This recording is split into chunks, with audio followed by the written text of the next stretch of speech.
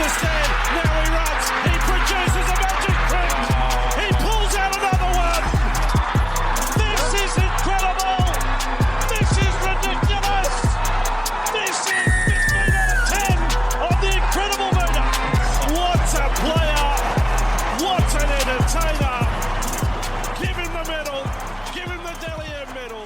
Hello, footy fans, and welcome back to the Chip and Chase podcast on this Wednesday evening. So you know what that means. We're ready to rip and tear into everything that was from round 23 of the Supercoach season, looking ahead to round 24 of the NRL Supercoach season. Once again, this one is up on YouTube, so if you're listening on an audio platform, head over to the YouTube channel. Better way to engage with me and engage with the content that we have displayed on the screen. It's just better all around. It's just a better experience. Get around it. For those of you who are listening on YouTube or watching on YouTube, I should say, you guys can see what we have up on screen at the moment, which of course includes how we went in round 23. So round 23, a score of 1,255.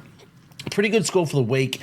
Moved us up 139 ranks into a season rank of 5,541 overall.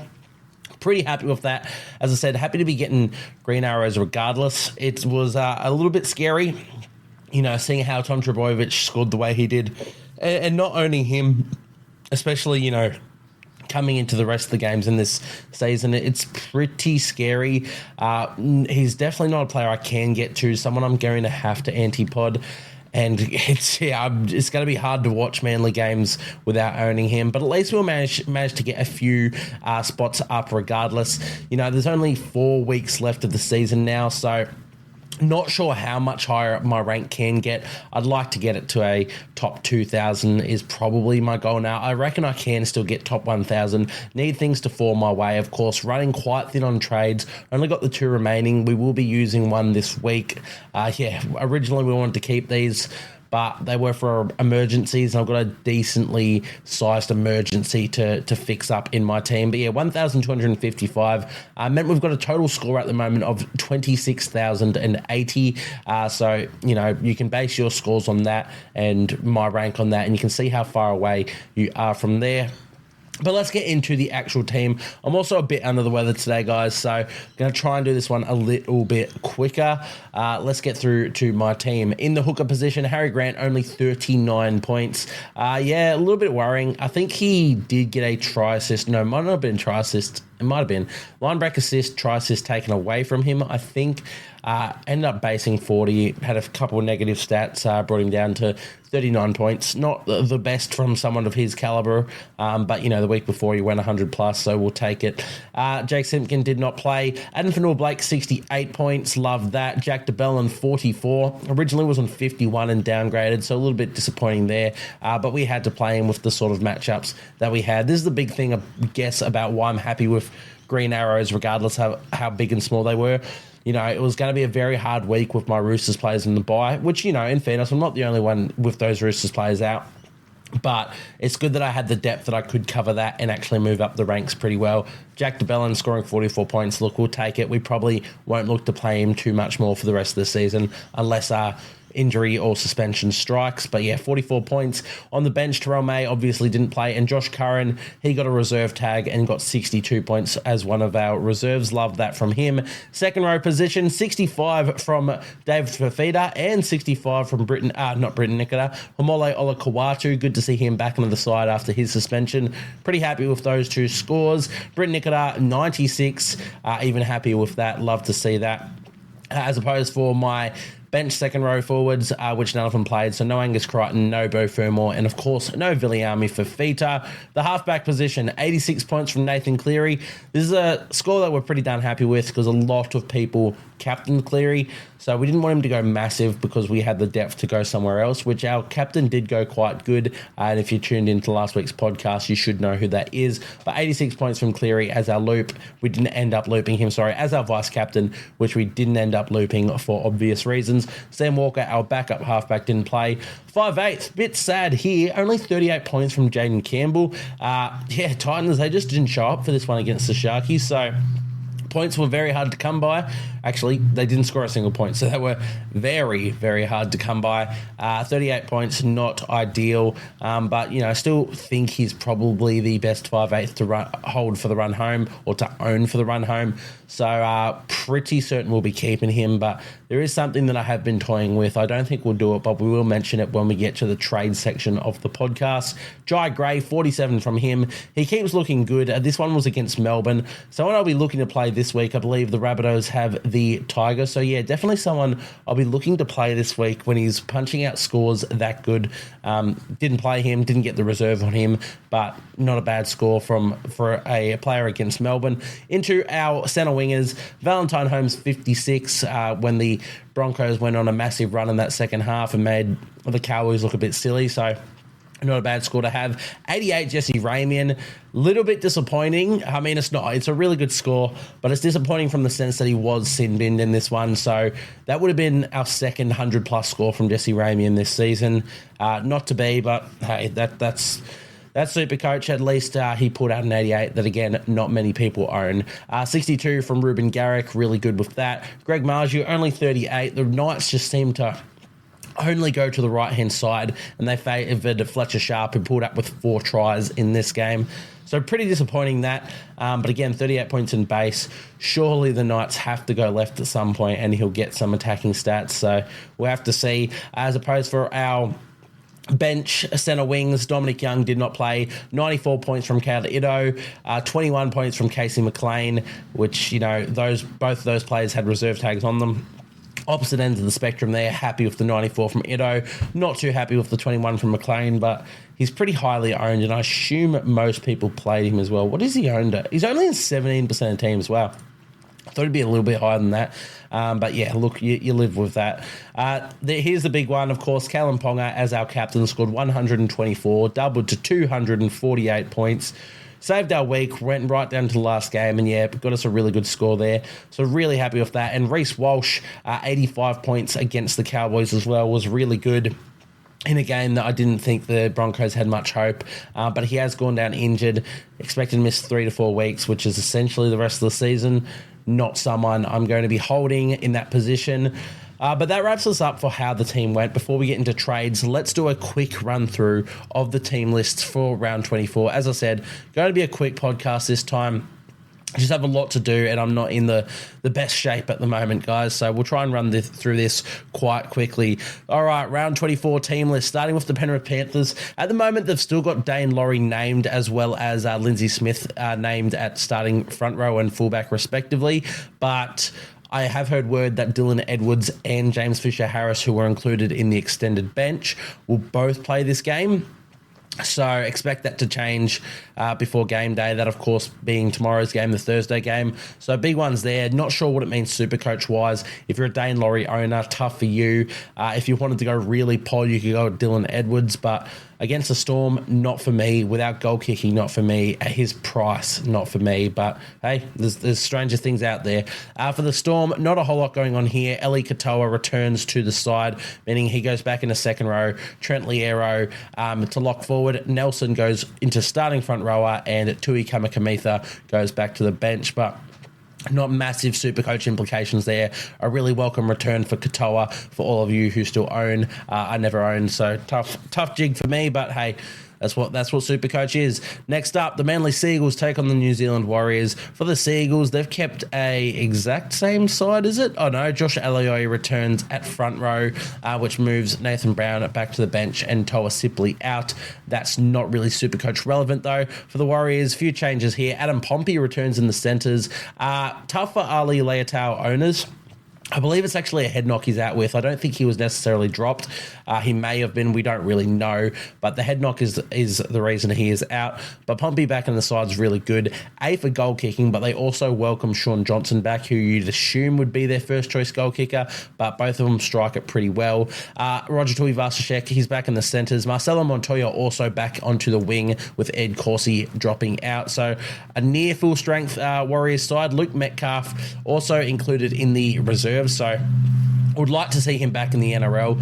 Hopefully they can make that happen. The only massive out from their side is Tohu Harris, who's out for the season. So pretty full strength Warriors side, but that hasn't really mattered this season. They've been quite poor.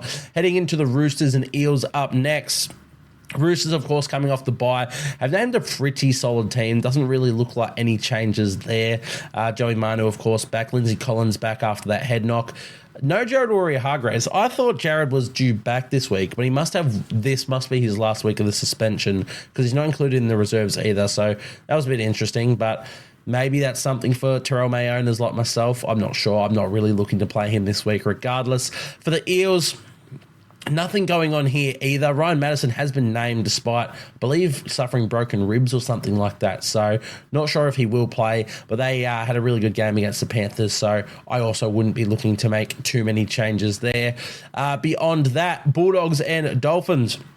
For the Bulldogs, no changes for them except for Jamin Salmon returning and Lipoi Hapoi. I definitely pronounce that wrong every time, but he drops out. Again, not Supercoach relevant. For the Dolphins, there's also nothing going on there. So let's move over to the Cowboys and the Raiders. Cowboys, big, not so much Supercoach implication, but big just change for the side in general. Jake Clifford has been named to start at halfback with Chad Townsend actually dropped from this one, which I thought is actually interesting. I think Townsend has been pretty unfairly criticised this season. I thought last week he was quite poor in defence. The week before that, I thought he was quite good. I know it's a really interesting change to make so close to finals and, being so highly placed in the ladders at the moment for the Cowboys. Have to see if it really pays dividends, but yeah, that's sort of about it there. Jeremiah Nanai also dropped out with a head knock, so Kilikefu Finifuiaki starts at second row. For the Raiders, Adam Cook has gone into 5/8 once again. Ethan Strange into the centres. Sebastian Chris onto the wing.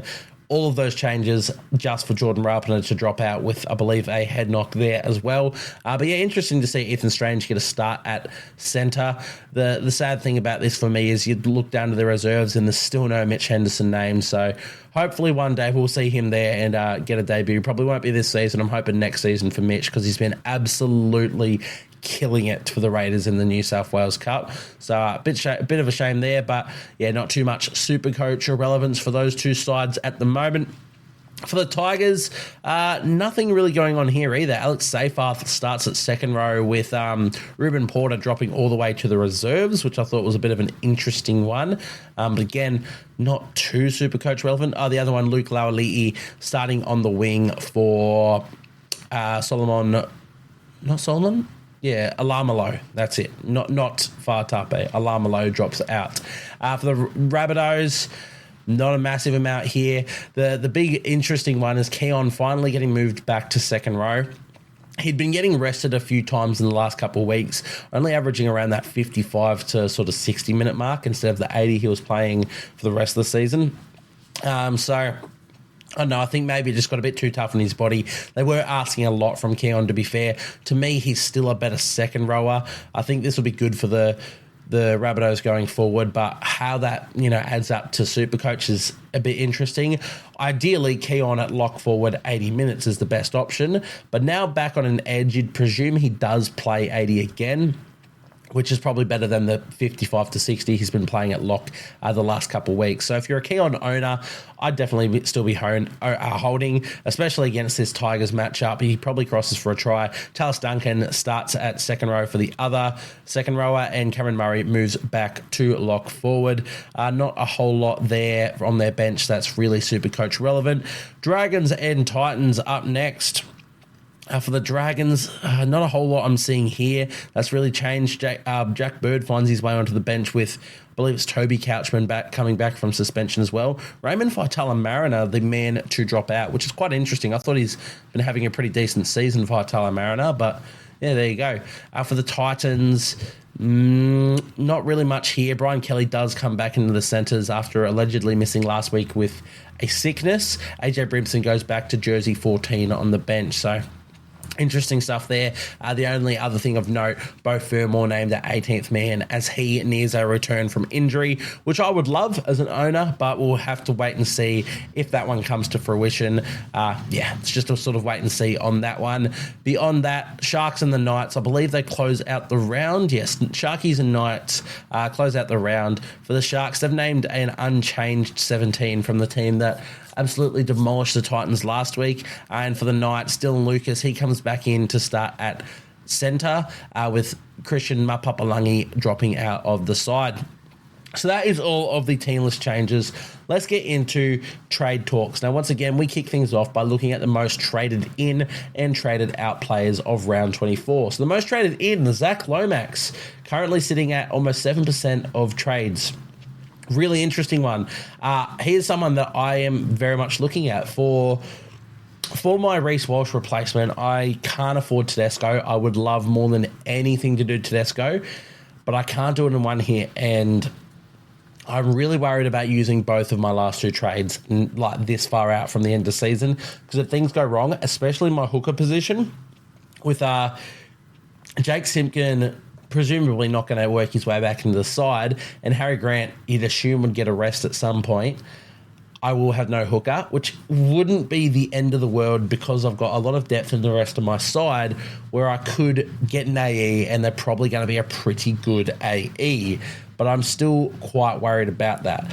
I would love James Tedesco this week, but instead I have been keen on Zach Lomax for a couple of weeks, really close to pulling a trade on him last week if Dom Young was going to be out longer term. Thankfully, Dom Young is back this week for the Roosters. But it means I'm probably going to bring in Zach Lomax with one trade and go Reece Walsh down to him, leaving me with one trade for the back end of the season, which hopefully I can just use in like round 27 when carnage happens, and I can just bring in just the best player of that week. It does mean I'll be playing Ruben Garrick or Kale Ito at fullback as my second fullback behind Kalen Ponga, which, isn't the end of the world. Ideally, as I said, you want the two gun hookers, which are usually your Trebojeviches, your Pongas. For me, it was a Reece Walsh, your Tedesco. There's a lot of good options. I don't think necessarily playing Kale Ito or Ruben Garrick fullback is a bad thing, though, because there are a lot of great winger options, which are Zach Lomax is very much one of those at a decent price point now. Good sort of draw to come. So really like the trade-in of him for a lot of players. Callum Ponga, the second most traded in, is a little bit more interesting because presumably, unless it's a Reece Walsh to him, that makes sense. I don't know who else you're sort of trading to him, maybe Drinkwaters or whatnot, but he does versus the Sharkies this week. It's not a really easy matchup. You could probably go next week, but if you're trading anyone that's a Tedesco or Trebojevic to him, who are the two best fullbacks in Supercoach, I don't like the Kalen Ponga trade-in. I'm happy to go him. I went him last week, and I always plan to go him as the pod route to those two players in Tedesco Trebojevic, but I'd give anything to own either of those two players, and along with Kalen Ponga. So Ponga's second most traded ins are interesting. Just depends on who you're bringing out for him. But yeah, definitely wouldn't be trading out a Trebojevic or a Tedesco for them. Angus Crichton, next most traded in, speaks for itself. Get him in after their bye. Tedesco, the fourth most traded in, and Trebojevic, the fifth most traded in. So lots of fullbacks on this list, the three best options for the run home. Of course, you can only own two of those three best options, so take your pick, really. I assume people are selling Walsh or selling Drinkwaters or whatnot. And in fairness, I would sell any other fullback to own those three. I own Ponga, and I'd love to sell Walsh to Tedesco in one hit. I cannot do it. I haven't ruled out doing both of my last two trades to bring him in, though, Tedesco, simply because I'm in a head-to-head matchup that I really, really want to win this week. I'm very much a more overall focused player than I am head-to-head, which is why I don't want to use my last two trades. But at the same time, I really want to win this head-to-head, and I believe in the depth of my side to last. So we'll have to have a look at that when we get to my trades. But those are the top five most traded in. Some of the other notables, lots of Roosters. So Joey Manu in sixth, Sam Walker in eighth.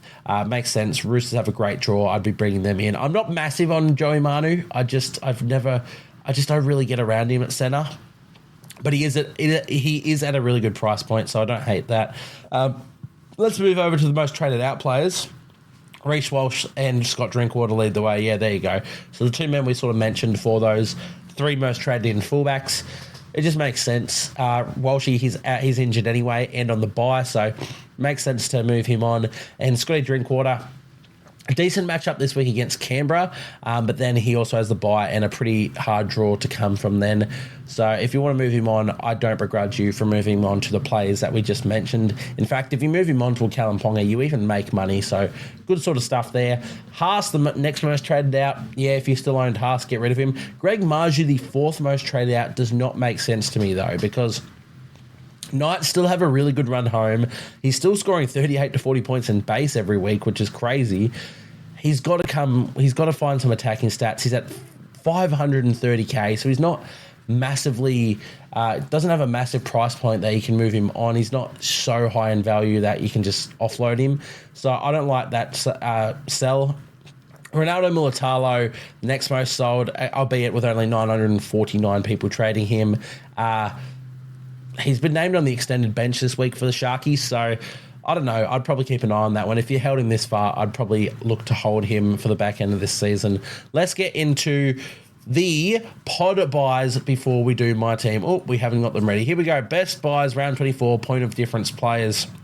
Starting with Daly Cherry Evans. Once again, guys, if you're not watching on the YouTube, if you're just listening listening in on an audio platform, head over to the Instagram at Chip and Chase Podcast. You can see these graphics, and they will definitely help you with making your trades in the future. But let's get stuck into it. DCE is our number one player.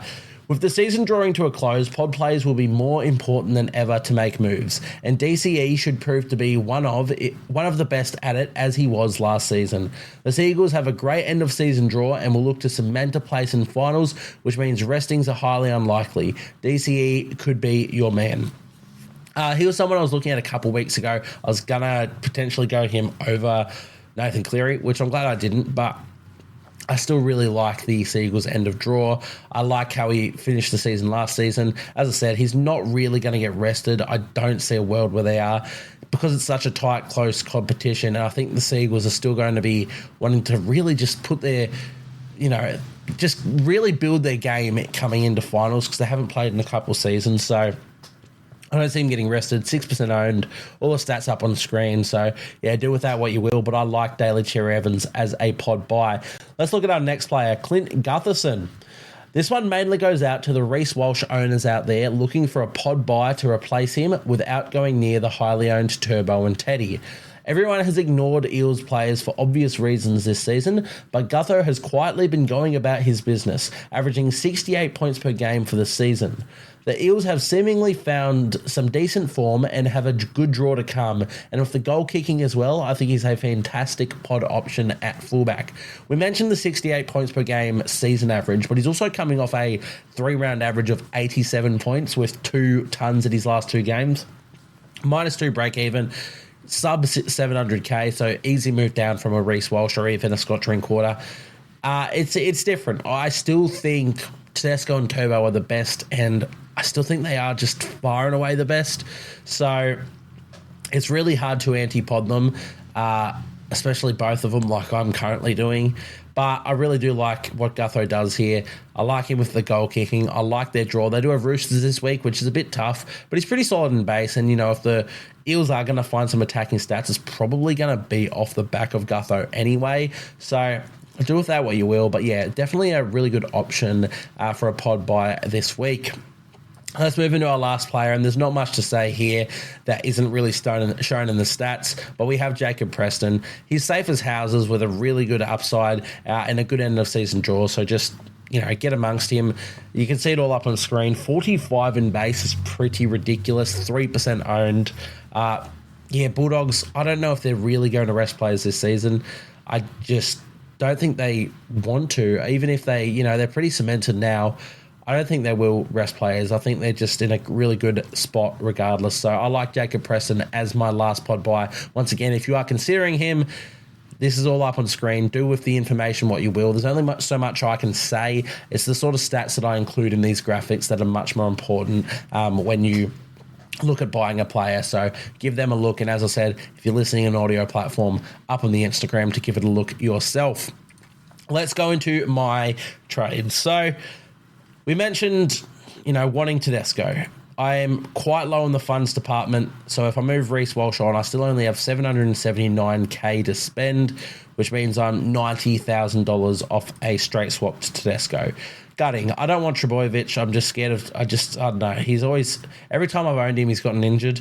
So if I was to go to someone, it would be Tedesco. Can't do Reece Walsh to him in one trade. The other thing I was thinking is, good draw for this game for the Cowboys, but then, it gets a bit tougher with the buy and stuff beyond that.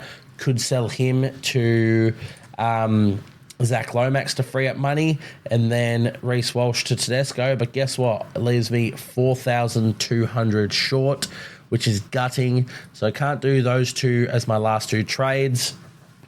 We mentioned hooker being a problem position for me if I run out of trades and Harry Grant gets rested. So is there a way I can sell a Jake Simpkin and a Reece Walsh to a James Tedesco? Let's toy around with that.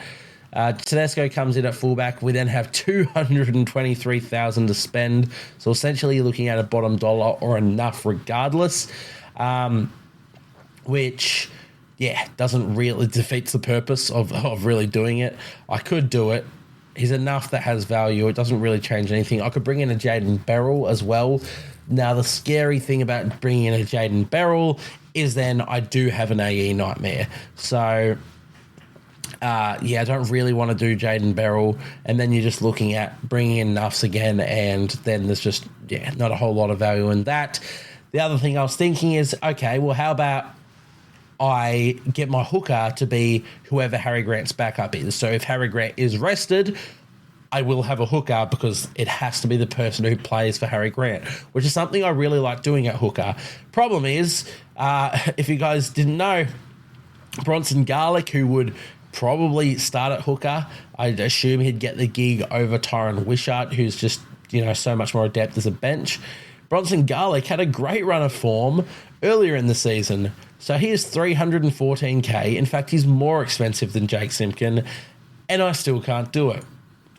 So can't do my last two trades there. I could, do a Jaden Campbell down to a Cameron Munster, which frees up a lot of cash, and do it that way. But it's all for just James Tedesco, essentially. I'm selling a lot of players I don't want to sell just to get James Tedesco, who, in fairness, I'd love to own, but I don't want to sell Campbell. I don't really want to sell Holmes, so it doesn't really do much for me, which means I think I'm locked into my one trade this week. Now, it could change. My head-to-head matchup this week, I'll spoil, is actually Guru, who probably doesn't watch these podcasts, so it's not like he's going to be paying attention to what I trade and then reacting to that. But if Guru was to do something, which I haven't seen Beers and Break-Evens yet, I don't know if it's actually uploaded yet, if he was to come out and bring in Zach Lomax, then I need to find something different because we have very similar teams just by chance. He brought in Ramian and stuff, who I've owned all season, which has just been frustrating because that's one of the pod players I wanted to have different. But we have very similar teams to the point where I think our unique players are like Harry Grant compared to Appy Coruscant, at the moment Reece Walsh compared to Tom Trbojevic, which is terrifying, especially since Walsh is injured. And I think it's Jai Gray compared to Cody Walker, maybe, and Sam Walker compared to Daly Cherry Evans. And I genuinely think out of playing players, that is all we have different. So across the board there, I'm obviously terrified of Trbojevic and not owning him while he does. And as I said, I really want to win this matchup to verse Leaves, who you guys may have seen in the on the page on Instagram with our tips and bets. I want to verse him in the next week of finals, or at least maybe even the grand final if he collects up a win. So it's a pretty important head-to-head matchup for me to win. If Guru was to bring in a Zach Lomax in Beers and Break-Evens, or if he said he is going to, it gives me another unique player, which it doesn't give me a unique player. It gives us another player that we've got the same. And I really need unique players to beat him.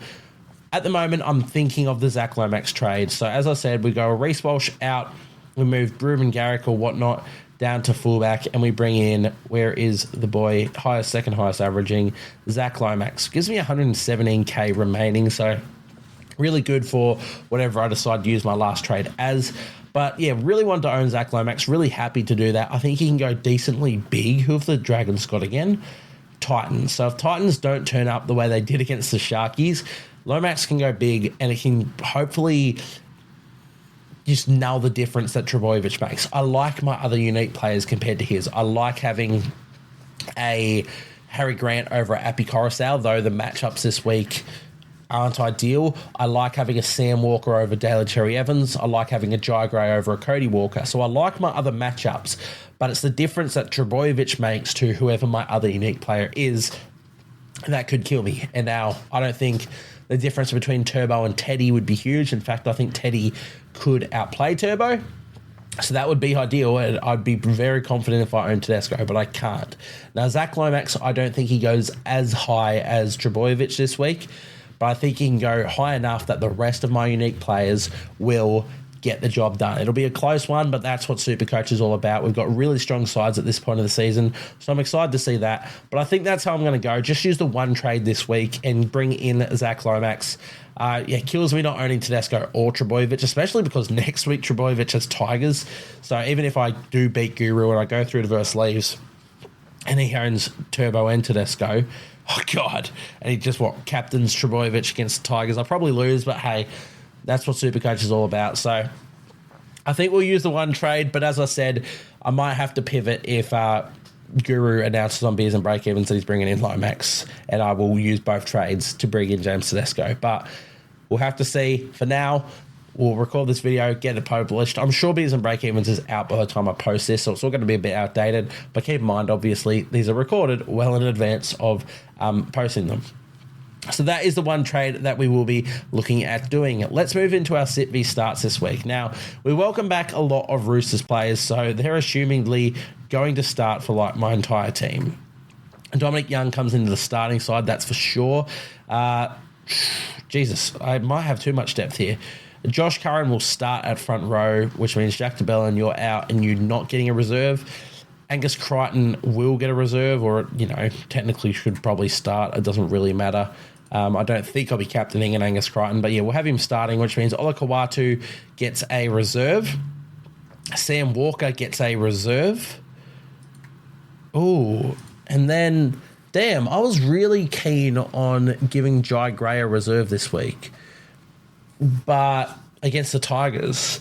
But I can't really justify taking one off Sam Walker, Ola Kawatu, or Ruben Garrick, or Kale Ito. So it's a bit of a shame, and I can't really justify starting him over Jaden Campbell against the Dragons either. So a bit of a shame to not play Jai Gray here. I was really actually keen on that. But yeah, we'll live with that. I reckon we can work with this. So those are my reserves. We're looking at Ruben Garrick, Kale Ito, Sam Walker, and Homole Olakawatu as my reserves. Let's look at captaincies this week. Now, of course, the big thing that starts us off on the Thursdays, the Storm take on the Panthers. So the two best teams in the comp. You can probably still look at vice-captaining players in this one. They are still the best teams and therefore have the best players like Nathan Cleary. But I'm going to be sticking away from it. It's probably going to be a low-scoring, grindy affair. Really good game I'm looking forward to watching, but not so much from a Supercoach perspective. But you could still throw a VC on Cleary if you feel so inclined. I won't be looking to do that. Next game is Manly versus Warriors. It speaks for itself. If you're a Tom Trbojevic owner, it's worth a vice captain or maybe even a captain, even though it's the early Friday game. If you wanted to go for a VC Cleary and then captain Trbojevic, I actually don't hate it at all. If not, he's definitely still worth a massive, massive look in as a vice captain, Tom Trbojevic. I don't own, so it doesn't faze me. And there's no Warriors players you'd look at. You could also look at a Ruben Garrick, which I think I might be looking at for a vice captain this week, just so I can know. Hopefully, if Trbojevic goes insane, I'm hoping Garrick scores a couple and kicks a few goals. So we'll have to see there. Excuse me. Next game. Roosters and Eels, this is the big one, of course. Tedesco, worth a vice-captain or a captain. You can't do both if you're a Tedesco or Trbojevic owner. So if I had to choose one of the two, I think I prefer Tom Trbojevic. I prefer James Tedesco this week against the Eels. Warriors, welcome back, Sean Johnson. I think Warriors have been playing worse footy than the Eels have been recently, but it's a Roosters team fresh off the bye, wanting to stamp their authority. The Warriors took Manly to a draw earlier in the season as well. I think they get up for it. I mean, maybe I'm just hoping. I'm definitely hoping because I need Trbojevic to go poor. But I prefer Tedesco out of the two. Unfortunately, I don't own either, so it doesn't make a difference. Are there any other Roosters options? Sam Walker, definitely a shout. Someone I will be potentially have a look at VCing or captaining. But yeah, definitely like that. Bulldogs and Dolphins up next. Not really any players of note for captaincy in that. North Queensland Cowboys and the Raiders. Not much there. You could look at a Valentine Holmes or a Scott Drinkwater, but I don't know. I've just got a weird feel about the Cowboys and the Raiders in that one, so I won't be looking at it.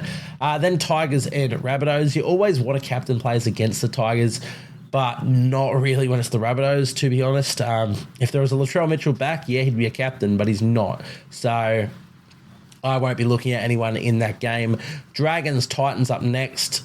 Also not really much option there. And then Sharks, Knights, not much option there. However, I think that's where I'm going to put my captain this week. And it's going to be really... No. Am I doing that?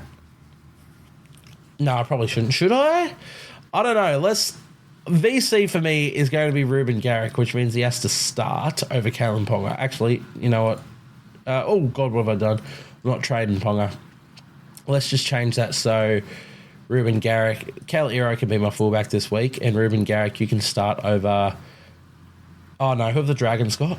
Yeah, okay, I'll do that instead. I was going to, admittedly, captain Jesse Ramian in the last game of the round. I'm not going to anymore. He would be on Dylan Lucas's side, which is sort of ideal. And he has massive base, which I love. But I think I'm instead going to go for Zach Lomax as my captain, bring him into the side and captain him. But I will be giving the vice captain to Ruben Garrick. So we're going to start Ruben over Jesse Ramian this week. So captain Zach Lomax and vice captain Ruben Garrick. Both of them in my centre wing. How would we do it from here? Where would I captain someone? It'd have to be in the second row. So who would I lose a reserve from? Cal Iro, maybe? Yeah, maybe a Cal Iro or a Homole Olakawatu. No, not an Olakawatu. I don't know. We'll have to look at that. But yeah, vice captain for me this week, Ruben Garrick, and captain Zach Lomax for me. And that sort of wraps us up, guys. As I said, sorry about the quick one. I'm sure you guys didn't want to hear me ramble too much anyway. But yeah, quite under the weather. A lot on today, so we'll wrap it up here. Thank you guys for tuning in. I'll see you guys next time.